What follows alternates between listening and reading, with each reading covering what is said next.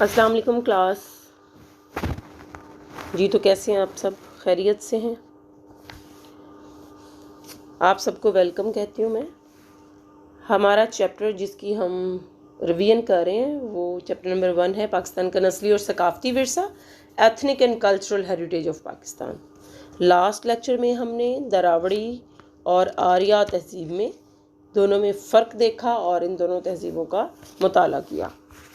आज हम देखेंगे कि बरे-सग़ीर में इन कौमों के अलावा और दीगर कौमें कौन सी हैं जो मुख्तलिफ़ वक्तों में आती रही हैं और यहाँ पे आबाद हुई हैं। सबसे पहली जो कौम थी वो दीगर मज़ाहिब में से वो मंगोल हैं। मंगोल नस्ल जिन्हें किराता भी कहा जाता है 13वीं सदी में बरे-सग़ीर की सरज़मीन में शामिल हुए और ये लोग हिमालय के पहाड़ों से होते हुए बरे-सग़ीर में दाखिल हुए और ये चीनी ज़ुबान तब्बत बोलते थे और आर्यों के साथ इनका ताल्लुक़ हिमालय के मगरबी इलाकों में हुआ और महाभारत में इनको जर्द रंग के चीनी लोग कहा जाता था। असम, बहार और बांग्लादेश की कुछ इलाके भी इनका वतन था। उन्होंने 16वीं सदी में बुद्ध मत को अपना लिया और बुद्ध मत में एक स्कूल जिसका नाम तंत्रा है उसकी बुनियाद डाली। उन्होंने औरतों को अपनी मर्ज़ी से शादियां करने की इजाज़त भी दी।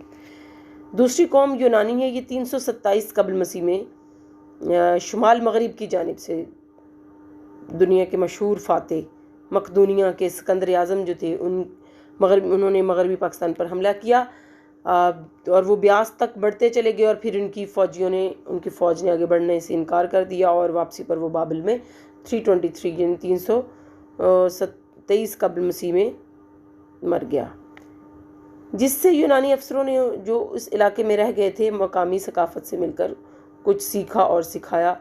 97 कबल मसीह तक उनके असरात रहे। हिंदू पाकिस्तान के लोगों ने, यानी जो इस वक्त मौजूदा पाकिस्तान है, यहाँ इस खत्ते के लोगों ने यूनानियों से इल्म फ़ल्कियात सीखा, सिक्के बनाने सीखे, संग तराशी पत्थर तराशना सीखे और आज का जो हमारे पास बलूचिस्तान में आफरीदी और खैबर पख्तूनख्वा में आफरीदी कबाइल हैं, उनकी रवायात में आज भी उसी दौर के यूनानी लोगों की जो क्या कहना चाहिए जो महारतें हैं वो पाई जाती हैं। साका तकरीबन 97 साल कबल मसीह में दर्रा सलेमान के रास्ते हमलावरों का एक ग्रोथ बरे-सग़ीर में दाखिल हुआ। ये साका थे, शुमाली ईरान के खाना बदोश लोग थे और बरे-सग़ीर यानी पाकिस्तान पर 97 कबल मसीह से सन 5 ईस्वी तक, यानी कि इन्होंने 102 साल तक कायम रहे और इनका दारुल खलाफा जो है वो टेक्सला है। जिस्म पर इनके बड़े बड़े बाल और बड़ी बड़ी दाढ़ियाँ थीं। जिस्म कदावर थे और रंग खूबसूरत था। ज़बरदस्त घुड़सवार थे और जंगजू थे। नेज़ाबाजी में दोनों हाथों की महारत से लड़ते थे। दोनों हाथों से नेज़ा फेंकने की उनकी महारत थी। ईरानी 6वीं सदी कबल मसीह के करीब ईरानी लोग शुमाल मगरिब की जानिब से बरे-सग़ीर में दाखिल हुए। राजपूताना के सहरा तक ये लोग फैल गए और दोनों सकाफ़तों में काफ़ी मेल मिलाप हुआ। टेक्सला की खुदाई से मालूम हुआ है कि काफ़ी अरसा तक इस इलाके में ज़रतश्ती मज़हब भी मकबूल रहा है। ईरानी आर्ट ने मूरिया आर्ट को काफ़ी मुतासिर किया है। तकरीबन 1 सदी तक ईरानी लोगों का बरे-सग़ीर यानी जो इस मौजूदा पाकिस्तान है इस पर गलबा रहा है। पारसी कौम ये सन 5 ईस्वी में शुमाल मगरिब की जानिब से पारसी लोगों ने हमला करके साका लोगों को मगलूब किया और ये भी ईरानी थे। ये भी आलिशान घुड़सवार थे और इनके पास भारी असला था। इनका एक मशहूर बादशाह गोंडो फारस जो कि मौजूदा पाकिस्तान का, जो इस वक्त पाकिस्तान है हमारे पास बरे-सग़ीर का ये वाला ख़ित्ता जो है, इसका हाकिम रहा। जैसा कि तख्त भाई यानी मर्दान में एक जगह है तख्त भाई, वहाँ पे इसकी कब्र है और उसके ऊपर कतबे पर इसका नाम लिखा हुआ भी है। हुन 5वीं सदी ईस्वी के वस्त तक एक ताकतवर खाना बदोश कौम जिन्हें सफ़ेद हुन कहते थे पाकिस्तान के शुमाल मगरबी हिस्सों पर गालिब हुए और वस्ती मंगोलिया से ये लोग आए और इनके सरदार खान या खागन कहलाते थे। उन्होंने सियालकोट, जो अब का हमारा सियालकोट है, उसको सकाला कहा जाता था, उसको अपनी हुकूमत का मरकज़ बनाया। किशन, ये लोग बहुत हल्म तबा, बहुत नर्म तबीयत के, नर्म मिजाज थे और इताकाद के कच्चे लोग थे। पहले आग की पूजा करते थे, यूनानियों के देवताओं को मानते और बाद में बुद्ध मत के पक्के पैरोकार बन गए। 128 सने ईस्वी में किशन बादशाह कंचक जो है वो तख्त पर जलवा अफरोज़ हुआ। इसका दौर बुद्ध मत का सुनहरी दौर कहलाता है। बुद्ध मत के अकायद से मुतल्लिक़ उसने मज़हब बुद्ध मत के पैरोकारों का बड़ा इजलास तलब किया। इस इजलास ने गौतम बुद्ध का मर्तबा खुदा तक बढ़ा दिया। गंधारा की रवायात पर रूमी असरात गालिब रहे। किशनों की हुकूमत 5वीं सदी ईस्वी के वस्त तक बरे सगीर पर रही। बाद में ईरान के सासानी बादशाहों ने गलबा हासिल कर लिया। यानी ये दीगर कौमें हैं जो बरे सगीर पर हमला करती चली आई हैं। इसके बाद इस्लामी दौर शुरू होता है। बरे सगीर में इस्लामी तहजीब का दौर स्टार्ट होता है। इसमें सबसे पहले अरबों की आमद होती है। अरबों ने 8वीं सदी के शुरू में बरे सगीर पर हमला किया, लेकिन इससे पहले भी सदियों इस खित्ते के साहिली इलाकों से तिजारती ताल्लुकात कायम थे। 7वीं सदी में अरब ताजरों के ज़रिए पहली बार इस्लाम पहुंचा और इनमें इस्लाम के मुबल्लिग भी शामिल थे। मालाबार का हिंदू राजा इन्हें इस्लाम की तबलीग की पूरी आज़ादी देता था और 9वीं सदी के शुरू में वो ख़ुद भी मुसलमान हो गया।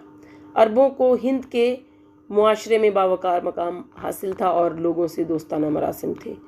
उसी की एक कड़ी मोहम्मद बिन कासिम थे, जिन्होंने सिंध पर 711 में सिंध पर हमला किया और फतूहात सिंध के बाद वो मुल्तान तक फतूहात करता करता मुल्तान आ पहुंचा। सिपाहियों को ज़मीनें बतौर जागीर के दे दी गईं और मुसलमानों, बुज़ुर्गों और उलमा और फजला को भी जायदादें दी गईं। पाकिस्तान में बहुत सी फ़ौजी छावनियाँ कायम की गईं, लेकिन 40 साल से ज़्यादा अरबों का असर इन इलाकों पर ना रहा। बगदाद के खलीफा ने बहुत जल्द मोहम्मद बिन कासिम को वापस बुला लिया और सिंधी रस्मुल ख़त अरबी तहरीर से बहुत मुतासर है। इसी वजह से कि अरबों ने सिंध से मुल्तान तक अपनी हुकूमत कायम की और इसीलिए जो इनका रस्मुल ख़त है वो अरबियों से बहुत मिलता जुलता है। इसके बाद तुर्कों की आमद है। 10वीं सदी ईस्वी के अखीर तक तुर्क सरदारों ने अपने मरकज़ गजनी से हिंद पर हमले करके इस पर तकरीबन 200 साल तक हुकूमत की। ये लोग पक्के मुसलमान थे। इस दौर में बहुत से मुसलमान मुबल्लिगीन और उलमा हिंदुस्तान में दाखिल हुए। इस्लाम की इशाअत उनका अहम मकसद था।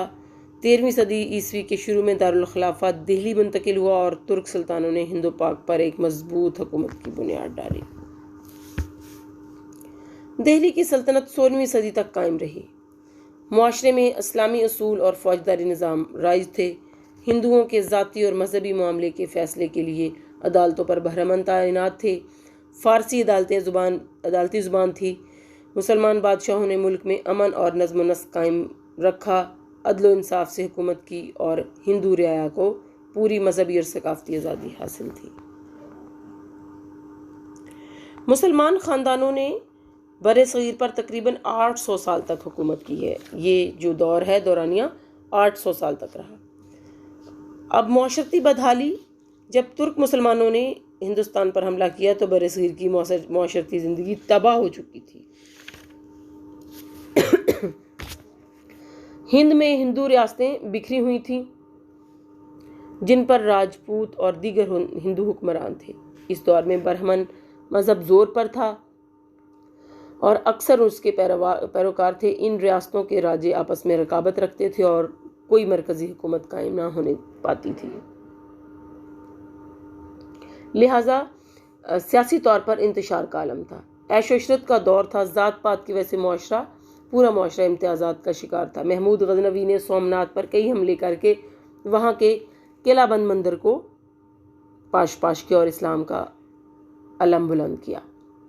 महमूद गजनवी और मोहम्मद गौरी की फतूहात ने हिंदुस्तान की मुआशरती ज़िंदगी में ज़बरदस्त इनकलाब बर्पा किया। गजनवी ख़ानदान के 14 बादशाहों ने तकरीबन 200 साल तक हुकूमत की। इस दौर में इस्लाम की फतूहात का सिक्का पूरे हिंदुस्तान पर कायम हुआ।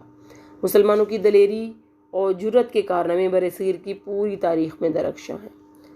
कुतुबुद्दीन ऐबक 1206 में कुतुबुद्दीन ऐबक ने दिल्ली को मरकज़ बनाकर हिंदुस्तान में एक मुस्तकिल इस्लामी रियासत की बुनियाद डाली और बादशाहत का आगाज़ किया। और दीगर बादशाहों की हुकूमत, उनमें 10 बादशाहों ने हुक्मरानी की, जिसमें शमसुद्दीन अल्तमिश जैसा अजीम और खुदातरस बादशाह, रज़िया सुल्ताना जैसी मलका, गयासुद्दीन बलबन जैसा मुनज़्ज़म और उलुल अज़्म सुल्तान शामिल हैं। तकरीबन पौन सदी मतलब 75 ईयर्स तक उन्होंने हिंदुस्तान पर शान व शौकत से हुकूमत की। ये सब ज़र ख़रीद ग़ुलाम थे, तरक्की करते हुए बादशाहत पर पहुँचे। इन सलातीन के 2 कारनामे अहम हैं।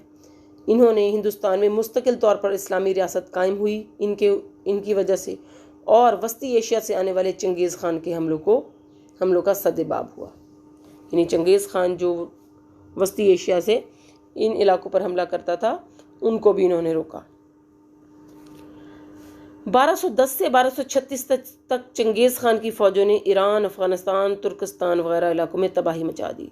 हिंदुस्तान की इस्लामी ममलकत ही वाहिद हुकूमत थी जिसने चंगेज़ ख़ान के मुग़ल सरदार को शिकस्त देकर फ़रार होने पर मजबूर कर दिया। खलजी ख़ानदान और तुगलक ख़ानदान। अब खलजी ख़ानदान और तुगलक ख़ानदान के सलातीन ने एक के बाद दूसरे यके बाद दीगरे हुकूमत की है। लोधी ख़ानदान